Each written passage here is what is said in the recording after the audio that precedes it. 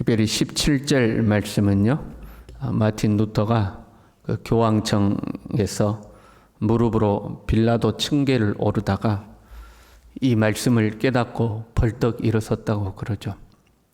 그때를 이렇게 고백했습니다. 그때 나는 새로 탄생하였고 열린 문을 통하여 호련히 천국으로 들어가는 것을 느꼈다.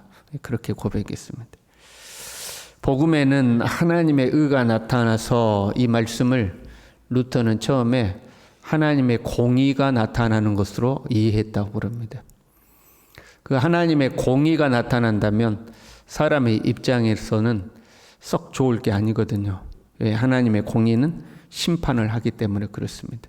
루터는 복음에 하나님의 공의가 나타난다면 차라리 복음을 주시지 않았으면 좋을 뻔하였다. 이렇게 복음에 나타난 하나님의 의를 오해했을 때는 이렇게 고백한 거죠. 복음에 나타나는 하나님의 의가 무엇일까? 복음은 모든 믿는 자에게 구원을 주시는 하나님의 능력이 된다고 그랬어요. 복음이 모든 믿는 자에게 구원을 주시는 하나님의 능력이 되려면 복음 안에 하나님의 의가 있어야 합니다. 만약에 복음이 불의한 것이라면, 복음 안에 불의가 존재한다면 어떻게 불의로 죄에서 사람을 구원하겠습니까? 그렇잖아요. 불의 자체가 죄지 않습니까? 복음은 불의가 있어서는 안 되는 거죠. 복음은 오직 의가 존재해야 되죠. 그럼 그 복음 안에 존재하는 하나님의 의란 무엇일까? 사람이 범죄해서 복음이 필요한 거잖아요. 범죄한 사람의 입장에서 풀어야 될 문제는요, 하나님 앞에서 쫓겨난 인간이 어떻게 다시 하나님 앞에 의롭다함을 받을 것인가? 이거 이제 인간이 풀어야 될 문제죠. 하나님의 입장에서는요, 의로우신 하나님이 어떻게 죄인들을 받아주실 것인가 하는 거죠. 우리의 입장에서는 하나님 앞에 어떻게 우리가 의롭게 될까? 그래야 하나님께 다시 연결될 거 아니에요? 하나님의 입장에서는 저 죄인들을 어떻게 받아줄까? 이게 이제 문제인 거죠. 사람이 아무리 노력해도 사람의 행위로는 하나님이 원하시는 의로움에 도달할 수가 없는 거죠. 사람의 입장에서는 불가능한 문제입니다. 하나님의 입장에서는 아무리 하나님이 사랑의 하나님이라 할지라도 죄인된 인간을 무조건적으로 받아줄 수는 없습니다. 그럼 그것이 불의거든요. 사람이 범죄했으면 죄에 대한 대가를 치러야만 하는 거죠. 근데 무조건 받아주신다? 그럴 수는 없는 겁니다. 사람의 힘으로 의롭다함을 인정받을 수 없으니 하나님께서는 사람이 의로워지는 길을 만드셨습니다. 그리고 하나님도 불의가 있으면 안 되니까 하나님의 공의에 어긋나지 않게 하기 위해서 그 하나님의 공의의 대가를 예수 그리스도의 십자가 죽음으로 치르신 거죠. 그래서 사람에게도 의로운 길을 열어주시고 하나님도 불의하지 않게 된 거죠. 이것을 복음에 나타난 하나님의 의라고 하는 거예요. 선악과를 따먹은 인간이 풀어야 될 문제는요, 네가 정령 죽으리라 그랬죠. 선악과를 따먹으니까 사람에겐 죽음이 찾아왔어요. 이 죽음의 문제, 그리고 이 죽음의 문제란 죄로 말미암아 하나님과 단절된 거죠. 이 문제가 있는 거예요. 사람이 범죄한 후에 내가 벗었으므로 두려워하여 숨었나이다. 그것이 하나님과 단절됐다는 거예요. 하나님 앞에 나설 수가 없는 거죠. 사람은 무화과 나무 잎으로 자기의 수치를 가리기 위해서 옷을 만들었으나 그것으로는 하나님 앞에 설 수가 없는 거죠. 부끄러워서 설 수가 없는 거죠. 벌거벗은 수치를 하나님은 가려주기 위해서 가죽옷을 지어주셨어요. 죄 없는 짐승을 잡아서 그의 가죽으로 사람의 옷을 만들어준 거죠. 그것이 예수 그리스도를 예표하고 있는 거죠.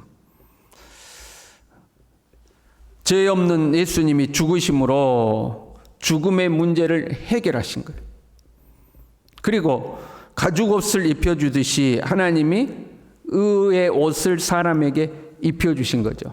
하나님이 다 이루시고 하나님의 의로움에도 어긋나지 않게 예수님으로 하여금 죄값을 치르게 하셨으니까. 그리고 만들어진 그 의를 사람에게 입혀주신 거죠. 가죽옷을 입혀주듯이 그것을 칭의라고 하는 거죠. 이것이 복음에 나타난 하나님의 의로움인 겁니다. 하나님도 의로우시고 예수님을 믿는 사람도 의롭게 하시는, 모든 믿는 자에게 구원을 주시는 하나님의 의로움인 거죠. 이 칭의는 오직 믿음으로만 이루어집니다. 믿음 외에 다른 길로 이루어지지 않습니다. 오직 믿음으로만. 하나님과 관계가 단절되고 저의 종노릇한 것도 믿음의 관계가 깨졌기 때문이죠. 그렇잖아요? 선악과를 먹으면 네가 정령 죽으리라는 하나님의 말씀을 믿지 못한 거예요. 믿지 못하여 죄가 들어왔고 이제는 반대로 믿음으로 의에 이르게 되는 거죠.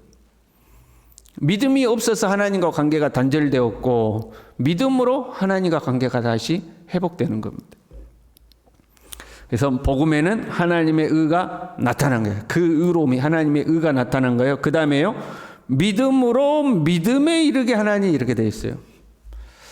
조금 애매한 말씀이죠. 믿었으면 되는 거지 믿음으로 또 어디에 이뤄요? 믿음에 이른다 이렇게 되어 있죠. 복음에는 하나님의 의가 나타나서 믿으면 된다 이렇게 되면 되는데 믿음으로 믿음에 이르게 한다.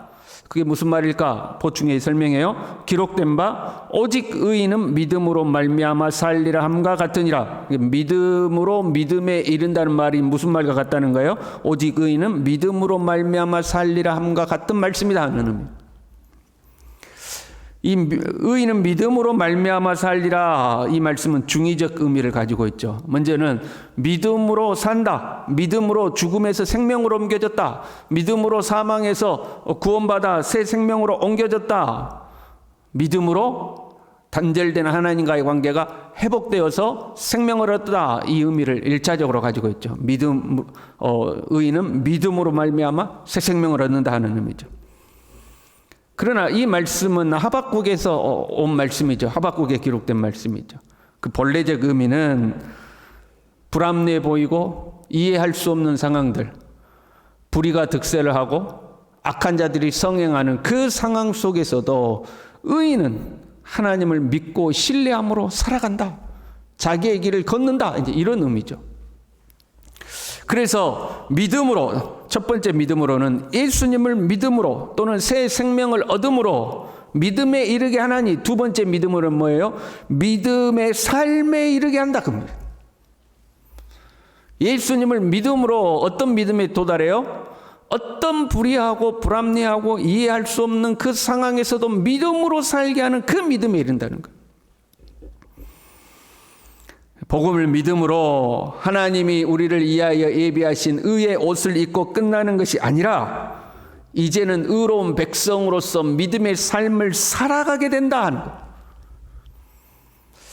우리는요, 예수 믿고 구원받았다는 교리적 내용을 동의하고 끝나버리는 경우들이 있어요. 예수님 믿으십니까? 예, 제가 예수님 믿습니다. 그럼 당신은 구원받았습니다 하고 거기에서 끝나버리는 거죠. 어떻게든 한 영혼이라도 구원을 얻게 하기 위해서 이 복음의 내용을 딱 엑기스만 딱 짜가지고 간단 명료하게 정리하는 거 필요하죠. 그래야 쉽게 복음을 제시할 거 아닙니까? 그리고 그 복음을, 간단 명료한 복음을 받아들이는 사람에게 당신도 이제 구원받았습니다 하고 선언을 하는 거죠. 이것도 불필요한 거 아닙니다. 필요합니다. 여러분 간혹 그런 경우 있잖아요. 우리 가족 중에서라든가 또는 가까운 사람 중에서 갑자기 세상을 떠나게 됐죠. 또는 어중간한 믿음으로 세상을 떠나는 경우도 있죠. 그러면 그때 우리의 심정은 지푸라기 같은 믿음이라도 그를 하나님 앞으로 인도하기를 소망하잖아요. 그가 교회 몇 번 왔다 갔다 했던 그 믿음만으로라도 하나님이 그 영혼을 구원해 주시기를 소망하잖아요. 근데 그가 하나님 앞에 완벽하게 살지는 못했을지라도 그냥 정말로 예수님을 믿음으로, 누구든지 주님의 이름을 부르면 구원을 얻으려 하신 말씀대로 그냥 예수님의 이름만 불러도 구원받기를 우리는 원할 때가 있잖아요.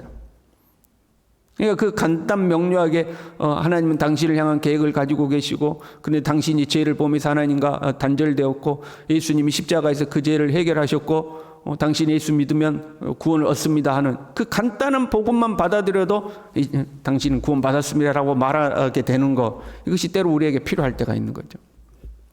그럼에도 불구하고요, 오늘 살아있는 우리는 믿음으로 믿음에 이르러야 합니다. 예수 그리스도가 나의 죄를 대신하여 십자가에 죽으신 것을 이제 믿었다면 그 예수님을 나의 주인으로 모시고 예수님의 통치와 예수님의 인도와 계획을 신뢰하고 우리의 삶의 기준을 하나님의 말씀으로 삼고 말씀이 가르치고 지도하는 대로 우리의 삶을 믿음으로 살아야 하는 거예요.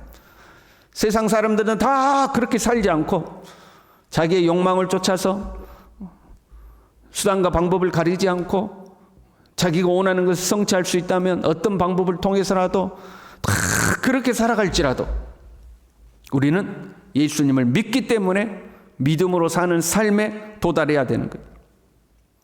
그것이 복음을 헛되이 받지 않는 것이고 그것이 하나님의 은혜를 헛되이 하지 않는 것이죠. 하나님의 의의 옷을 우리에게 입혀주기 위해서 독생자 예수 그리스도를 십자가에서 희생시키신 하나님의 그 공의로움을 우리가 허비하지 않고 하나님의 그 공의로운 은혜에 우리가 조금이라도 보답하는 것, 예수 그리스도를 믿음으로 믿음의 삶에 도달하는 거죠. 우리가 온전하지는 않아요. 아무리 우리가 애를 쓴다 해도 온전하지 않죠. 우리는 항상 부족하죠. 그러나 포기하지 말고 우리가 믿음으로 믿음에 이르는 하나님의 사람들이 다 될 수 있기를 바랍니다. 기도하겠습니다. 하나님 아버지,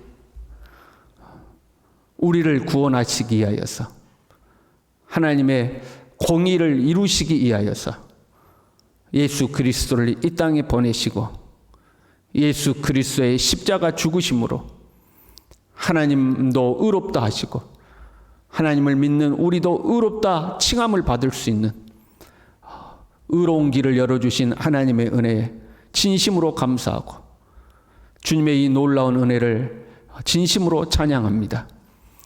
하나님의 이 은혜를 입은 자들로서 이제는 믿음으로 믿음에 이르는 사람들이 될 수 있도록 입술로만 고백하는 하나님 그 연약한 믿음의 자리에 머무르지 아니하고 정말로 이제는 의인은 믿음으로 말미암아 산다는 이 말씀을 붙들어 하루하루 모든 순간순간을 하나님의 사람답게 믿음으로 살아낼 수 있도록 주님 우리 모두를 붙들어 주시옵소서.